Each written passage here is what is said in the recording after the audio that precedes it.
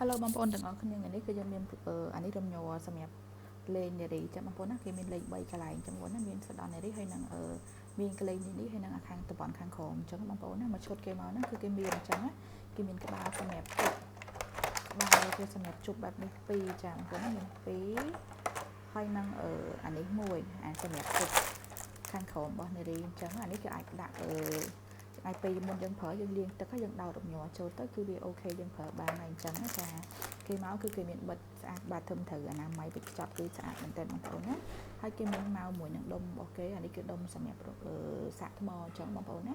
នេះយើងអាចដោះអានេះបានដោតមួយគូតទូរស័ព្ទយើងអាចសាកថ្មបានហើយដល់ពេលយើងត្រូវការប្រើប្រាស់យើងគ្រាន់តែយើងដាក់អានឹងចូលទៅបានហើយពេលយើងលាងទឹកយើងកុំឲ្យ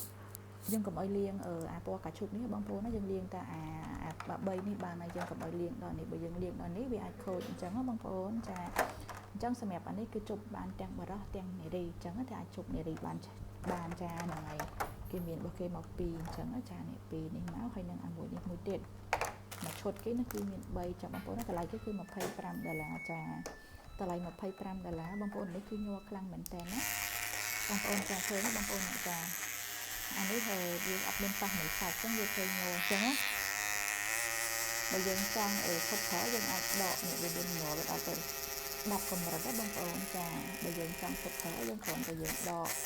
កអានេះទៅអូខេហើយវាឈប់ដើរហើយចឹងណា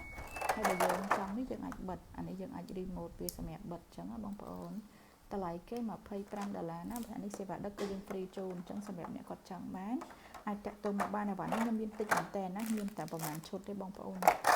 គេមកជាប្រអប់ផ្សេងរបស់គេមកស្អាតអញ្ចឹងនេះរបៀបប្រើប្រាស់គេមាននៅលើនឹងតែម្ដងចា